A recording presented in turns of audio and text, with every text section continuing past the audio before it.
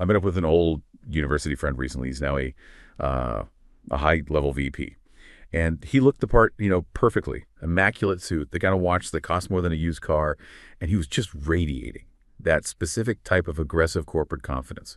For the first 20 minutes, he couldn't stop talking about autonomy. He described his 60-hour work weeks as a choice, a badge of honor that proved he was owning his destiny. To hear him tell it, he was the master of his universe, just fueled entirely by ambition and, I guess, the thrill of the game. But then a single notification chimed on his phone. It wasn't even a call, just a generic Slack ping. The transformation was. It was instant and almost violent. That master of the universe posture just collapsed in a microsecond. His sentence trailed off, his eyes darted to the screen with the panicked obedience of a startled animal, and a flash of genuine, raw anxiety crossed his face. He didn't check it because he wanted to. He checked it because his body physically wouldn't let him ignore it. In that split second, the expensive suit and all the rhetoric about hustle, it just dissolved. I didn't see a powerful executive anymore. I saw a terrified child staring at the timeout chair in the corner of a living room, waiting for a parent's judgment. It became immediately clear that his relentless productivity wasn't driven by a desire to build something great. It was the frantic activity of someone living in a modern, invisible prison, a panopticon where he had, unwittingly become his own warden. Wow, that image. The terrified child in the power suit, that is exactly what we need to zoom in on today. Because what you witnessed there, that wasn't just office stress. It was a physiological, a deep psychological mechanism overriding his conscious, aggressive confidence. And it's a mechanism that is far, far older than the internet or corporate hierarchy or even the concept of employment. Right. It felt primal. It is. Yeah. So our mission for this deep dive is to take that specific flash of modern anxiety, that instant obedience to an invisible command, and trace its evolutionary path. We want to understand the deep, fundamental machinery that we evolved to comply, not because of a mandate from human resources, but because of these primal fears related to survival, scarcity, and just the need to maintain social position. I love that. And I love that we're starting not in the boardroom, but, in the crib. It feels like we have to understand how the groundwork for that VP's panicked response was actually laid in his earliest years. We're going right back to the evolutionary blueprint of compliance, how early experience shapes these adaptive social strategies. Exactly. We're talking about the developmental foundation of your entire life strategy. It's a big concept. Evolution has installed a system where humans are acutely, almost painfully, sensitive to environmental cues during their first 5 to 7 years of life. The first 5 to 7 years, that's so early. Incredibly early. Yeah. And that period essentially primes us with expectations about the stability and trustworthiness of the world, which in turn guides all of our future reproductive and relationship behaviors. It's a deeply adaptive system designed to maximize our genetic success based on the context we're born into. Okay, so to really analyze that context properly, we need a framework, right? We can't just talk about stress in a vague way. I think we need to distinguish between what you call the ultimate, the distal, and the proximate causes of behavior. Could you lay that framework out for us? Yeah, this is essential for understanding the whole causal system at play. So first you have the ultimate cause. This asks the grand evolutionary why. Why does this mechanism exist at all? And the function is always about enhancing reproductive fitness. So passing on your genes successfully. Exactly, maximizing the chances of that in a given environment. Then you have the distal cause. This is the broader contextual backdrop, the level of environmental or contextual stress, resource availability, societal stability, that kind of thing. The big picture stuff. The big picture stuff, yes. And finally, the proximate cause. This is the immediate mechanism that transmits that distal, big picture information to the child. And for early development, that is almost always parental behavior and psychological control. So they're all linked. Inextricably. The distal stress shapes the proximate parenting, and it's all in service of that ultimate goal of adaptive fitness. So the parents are essentially serving as the environmental sensors. They read the stability of the environment, and then they transmit that assessment to the child through their emotional availability and their consistency. That's a perfect way to put it. They are the conduits. And this brings us to the two contrasting ends of this spectrum, what we call type I and type 2 life strategies. Okay, let's get into those. Yeah, and we should look at them as prototypes. They're on a continuum of what we call ecologically sensitive behavioral development. Let's start with the one that gives us the most insight into your friend, the high-level VP. That's the type I strategy, which we can label the stressed or the opportunistic pathway. Okay, the opportunistic pathway. What defines the context for the type I child? What does that world look like? Instability, that's the key word. Instability, real or perceived. The context includes things like high stress, marital discord, and inadequate resources. But, and this is a critical nuance, the perception of scarcity can be just as potent as objective scarcity. What do you mean by that? Well, if parents are constantly preoccupied with occupational stress or they feel deeply insecure about their status, maybe they're worried about losing ground to their neighbors. Those subjective perceptions of threat, of not having enough, they translate directly into the child's environment, even if there's technically food on the table. Got it. So the emotional atmosphere is one of scarcity, regardless of the bank account. And how does that contextual stress then translate into the proximate cause, the parenting style itself? Well, type I rearing is often described as harsh, rejecting, insensitive, and crucially inconsistent. We see a really strong correlation here with things like child maltreatment, economic deprivation, and high occupational stress in the parents. It makes sense, logically. It does. I mean, think about it. When your resources, and I don't just mean money, I mean time, emotional bandwidth, when those are limited, parental patience just plummets. Discipline becomes inconsistent. It's driven by anger and frustration, not by stable, predictable expectations. And it's that inconsistency, that unpredictability, that is the primary signal the child's developing brain is reading. Wow. That sounds like a terrifying and chaotic foundation for a psychological model of the world. What does that environment produce in terms of attachment and their internal psychology? It fosters a mistrustful internal working model. This typically results in an insecure attachment, often what we'd call the insecure avoidant variety. The core psychological outcome is that the child develops the expectation that relationships are unstable, they're not safe. So they can't rely on anyone. Exactly. They start to view themselves as fundamentally unlovable or unworthy of consistent care, and they see others as undependable, competitive, and potentially hostile. This breeds what we call an opportunistic interpersonal orientation. Okay, let's pause on that term, opportunistic interpersonal orientation, because that just sounds like the VP's operating system in the corporate world. What does that orientation actually look like in action, both in childhood and then later in adulthood? In childhood, it's about vigilance. Since trust is scarce, the child has to be constantly alert, constantly scanning for threats, for signs of being taken advantage of. This often manifests in what we call externalizing symptoms, so high aggression, impulsivity, noncompliance. They're trying to control their unstable world through force or just immediate reaction. Or they go the other way. Or, alternatively, it can lead to internalizing symptoms, things like depression and withdrawal. They just shut down. And in adulthood, this orientation translates into fierce competition, a short-term focus on personal gain, a willingness to leverage relationships for advantage, and a general inability to maintain deep, selfless trust. So that aggressive confidence I saw. That executive confidence, the one that vanished with the ping, is a highly practiced, very brittle defense mechanism. It's a shield against the world taking advantage of him. He is still that vigilant, opportunistic child. He's just in a corner office now. That connection is chilling. It really is. And the ultimate evolutionary strategy ties back to the body then. It's prepping for a resource-scarce life. What are the somatic and the reproductive outcomes of this type pathway? It's fascinating. If the environment signals instability and resource scarcity, the evolved response is to accelerate the life cycle. The organism just can't afford to wait for better conditions that might never, ever arrive. So it's a live fast, die young kind of strategy biologically. In a way, yes, it leads to early maturation and puberty. For females, we see a really interesting physiological link. Internalizing problems like depression or high chronic stress can actually stimulate menarche by altering metabolism and promoting fat storage. The body is essentially saying, time is short, let's get ready. Wow. And this sets the stage for earlier sexual activity, short-term, unstable pair bonds, and critically limited parental investment per child, but a higher total fertility. Okay, so to simplify it, if the world is dangerous and resources are fleeting, the biological imperative is reproduce now, reproduce quickly, and focus on quantity over quality of offspring, because there's no guarantee of future survival. Precisely. It makes complete biological sense in an unfavorable or unpredictable environment.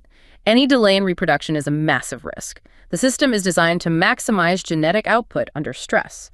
Now, you contrast that sharply with the type 2 strategy, which we can call the secure or enduring pathway. Right. The type 2 pathway is the opposite. So what are the environmental cues there? What does that world feel like? Stability, predictability, and resource security. It's a calm world. The context is defined by spousal harmony, consistently adequate resources, and stable, sensitive care and nurturance. The child's brain reads the environment as safe and dependable. And what's the psychological result of that safety? A secure attachment and a trusting internal working model. These individuals develop what we call a reciprocally rewarding interpersonal orientation. They believe they're worthy of love, and they believe that others are, by and large, dependable. So they're better at relationships. Much better. They excel at building and maintaining close, long-term friendships. Somatically, they follow a much slower life cycle. Delayed maturation, delayed sexual activity, long-term enduring pair bonds, fewer children, but significantly greater parental investment in each one.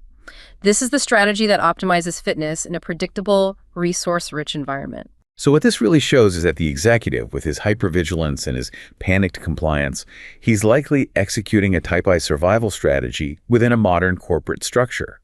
He's treating that slack ping like the sudden, unpredictable withdrawal of resources that he learned to fear in childhood. He believes delaying compliance is just too risky. It's the same logic as delaying reproduction in a harsh environment. The mechanism of obedience, which seems so rational in an economic context, is fundamentally a desperate, opportunistic grab for security, and it's rooted in this ancient fear of scarcity.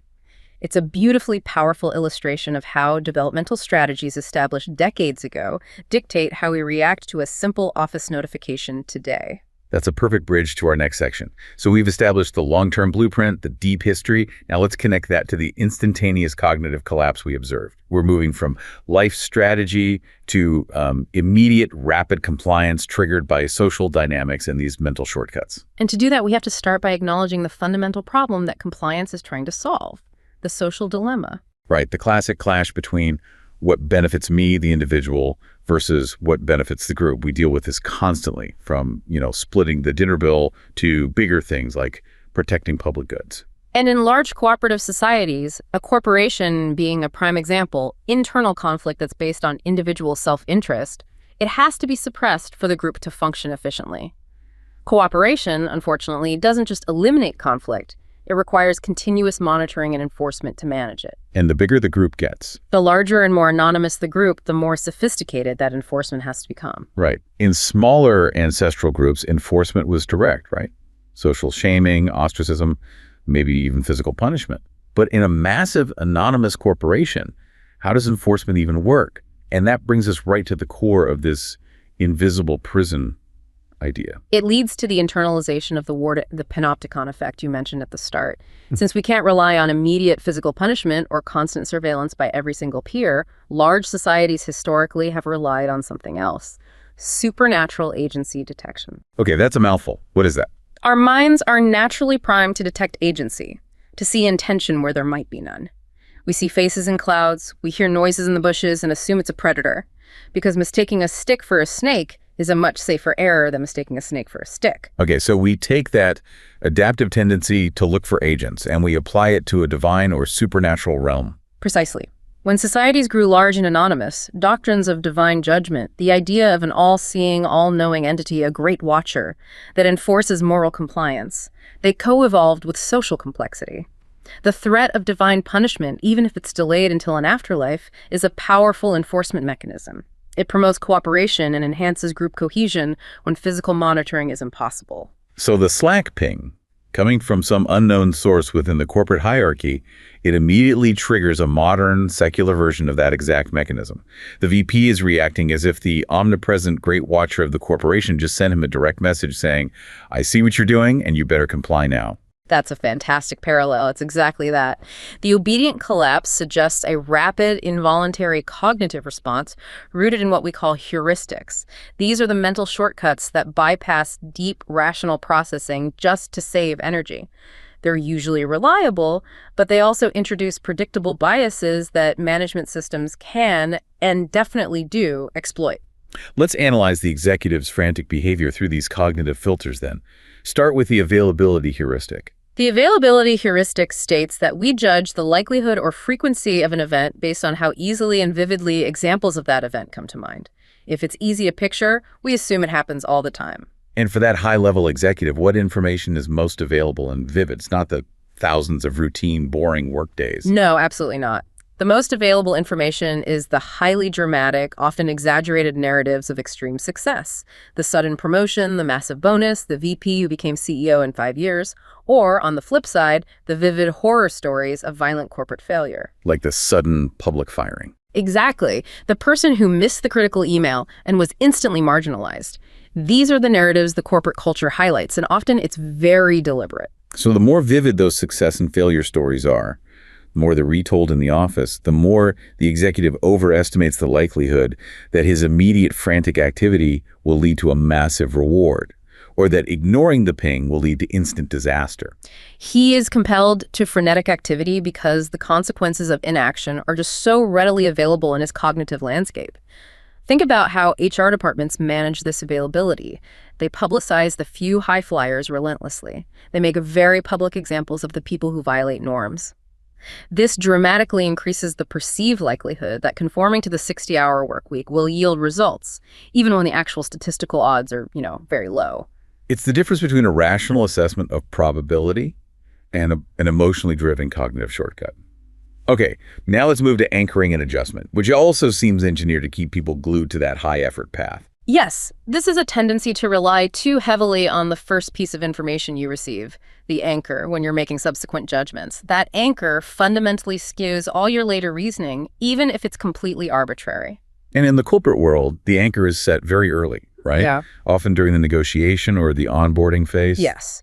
The initial high salary, the impressive title, the culture of always-on communication, or that initial promise of autonomy, these serve as powerful anchors. They establish a baseline of perceived value and expectation.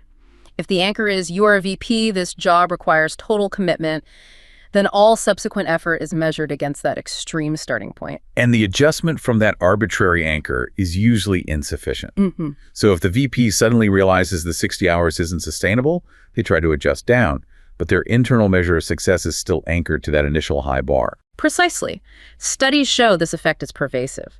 For example, in consumer research, people will anchor their perception of a price based on a completely arbitrary number they saw earlier, even if they know the number is irrelevant. The VP is anchored to the definition of his role as requiring superhuman effort. It makes any effort less than that feel dangerously insufficient. He continues to overwork because adjusting down from that total commitment anchor is, it's cognitively terrifying. And this ties directly into our third cognitive shortcut, the effort heuristic. This heuristic assigns value based on the perceived effort invested. We naturally believe that objects, results, or even roles that took longer or required more intense suffering to produce are inherently more valuable. Which means the VP's 60-hour work week isn't just a means to an end. It becomes the justification for the role itself. Absolutely, 100%. If he suddenly cut his hours to 40, he would unconsciously devalue his own high-status position. The effort heuristic reinforces the feeling that his prestigious, highly stressful job is valuable because of the immense sacrifice it demands. He is locked into a self-justifying feedback loop. The more pain he endures, the more valuable the golden cage appears to him. So it's a self-inflicted compliance mechanism driven by his own internal cognitive accounting. That combination of availability, the fear of failure anchoring, the extreme commitment baseline, and effort, the value justification. It explains that rapid cognitive collapse perfectly. He simply doesn't have time for rational thought. The shortcuts just take over immediately. It's the system working exactly as it was designed, bypassing the frontal cortex and tapping directly into the fear centers that were forged by millions of years of evolution. Okay, let's transition now and analyze how modern economic systems specifically leverage those evolved predispositions. We're talking about the fear of scarcity and the acquisition of status, which are the core drivers of that opportunistic type I strategy we discussed. This is where the panic really becomes institutionalized. We have to begin with the most primal fear, scarcity. The scarcity heuristic is the cognitive bias where we systematically assign greater value to anything that's perceived to be in limited supply. We equate rarity with worth. And while this is used to sell, limited edition sneakers, it is far more insidious in the job market. So how does the modern economy exploit this deep evolutionary sensitivity to resource instability? We go straight back to that type I pathway. The environmental signal for the Type I strategy is contextual stress and the reality or perception of inadequate resources. Modern professional life, with its lack of secure pensions, the gig economy looming over stable employment, the intense competition for a diminishing number of C-suite roles, it creates perpetual resource instability. This taps directly into the evolved sensitivity that triggers that Type I opportunistic survival mode. So the job itself is framed as a perpetually scarce resource, even when the VP is already highly compensated. The constant threat of layoffs or restructuring just reinforces that initial childhood fear of instability. Exactly. The compliance, that immediate response to the Slack ping, is driven by the deep belief that if he falters, even for a second, someone else is instantly available to take his place. That fear of resource loss is a motivator far stronger than the desire for gain. But scarcity is only half the equation. The other half is status. And we are apparently unique in our intense obsession with social standing. We are the only primate species that spends monumental energy fretting over relative social position. Happiness in a modern hierarchy is tied not to your absolute income, but to your relative wealth specifically, having more resources than people like us. This comparison game fuels the entire corporate structure and defines the performance that your VP friend has to maintain. So the aggressive confidence and the expensive suit are therefore just weapons in a social arms race. They are critical components of reputation management, or as you could call it, peacocking. Reputation is the vital social currency that determines trust, coalition potential, and future access to resources. The VP's entire presentation is a continuous high-stakes performance designed to signal his high value and his command of resources. This isn't vanity, it's an evolved cognitive strategy for gaining access to mates and resources within the social structure. How far does this performance go? Does it even affect acts we might consider altruistic? Oh, absolutely. The need to signal high status is integrated into nearly all social actions. There are classic studies, for example, that demonstrate that men increase their charitable donations significantly when attractive females are involved. Oh, The donation isn't purely altruistic, it's a mating and status signal. Similarly, the executive's 60-hour work week and his aggressive confidence are signals that he is indispensable and high value. This display is meant to elevate his status within the corporate tribe. but there's a tightrope walk here, right? You have to signal dominance without becoming a target for social retribution. We see this even in ancestral cultures. It's the essential conflict of status acquisition. It's a huge problem. We can look at the Zhuangzi Bushmen for a really stark contrast to modern corporate culture. When an anthropologist named Richard Lee gifted a huge ox for a feast, he expected praise. He expected to be celebrated. Instead, he was met with mockery and insults about how skinny the ox was. Why? That seems so counterintuitive. Because the Zhuangzi actively discouraged what they call tarparumai self-aggrandizement or boasting. So in that society, any overt signaling of superior status or generosity is met with ridicule because it threatens their necessary egalitarian structure. Precisely. They enforce humility to maintain social cohesion and prevent any single individual from accumulating too much power or prestige. Your executive friend has to navigate a similar tension. He has to signal overwhelming confidence and capability, that aggressive peacocking, to succeed in the hierarchy, but he has to avoid the appearance of self-serving boastfulness that might alienate subordinates or superiors. It's a constant, exhausting calculation. The sudden panic on his face was a failure of this performance. It was a flash of authenticity showing the true cost of that status game.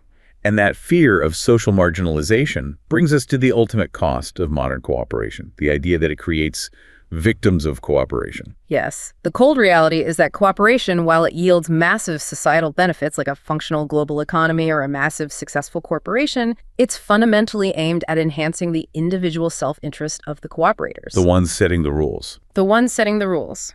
It doesn't guarantee a net benefit for everyone who participates. So the person who is most compliant, most aligned with the corporate machine, is often the person who is most exploited by it. Yes. Consider the paradox of collective action. If a group of employees, like our VP, aligns perfectly with the corporate interest working maximum hours, sacrificing personal time, they enhance the overall corporate entity. But this cooperation simultaneously creates intense internal competition for the rewards of that collective success. The compliant individual, our executive, becomes a victim of the very system he is so diligently supporting. His obedience becomes his vulnerability. And he's trapped in this sacrifice not just by an external threat, but by an internal cognitive trap, the escalation of commitment. Absolutely. This is the psychological manifestation of the sunk cost fallacy. The executive justifies increasing his investment, those punishing 60-hour weeks, the missed family events, the constant anxiety, not based on a logical calculation of future return, but based on the cumulative prior investment he has already made. He keeps pouring time and energy into the system because admitting that the costs outweigh the benefits would mean admitting that the last 5 years of sacrifice were, in part, a mistake. It's a self-sealing loop. The more he sacrifices, the more valuable the job must be in his mind, which then forces him to comply with every new demand, like that Slack ping to validate the monumental effort he's already expended. His commitment escalates independent of the actual value of the task.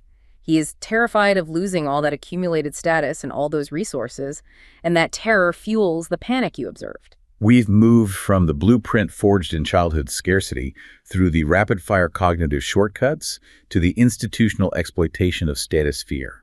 And all of this culminates in a powerful conflict we need to address in our final section, the profound fragility of personal autonomy within these highly cooperative, hierarchical systems. That phrase, owning his destiny, that your friend used, it rings particularly hollow when you contrast it with his involuntary obedience to a generic ping.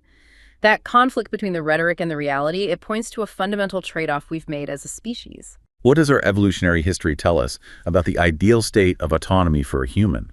Well, early human societies, stretching back hundreds of thousands of years, were characterized by intense egalitarianism.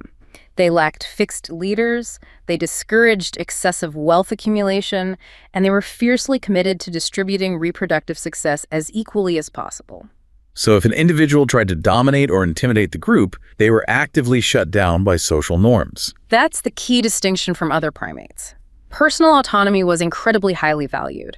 Social norms were designed to actively discourage dominance through intimidation, promoting mutual respect and cooperation without the need for an institutionalized hierarchy. That is the social wiring we all still carry, the preference for respect over obedience, for influence over command. But the shift came with stability and scale. Precisely. The agricultural revolution fundamentally changed the entire equation.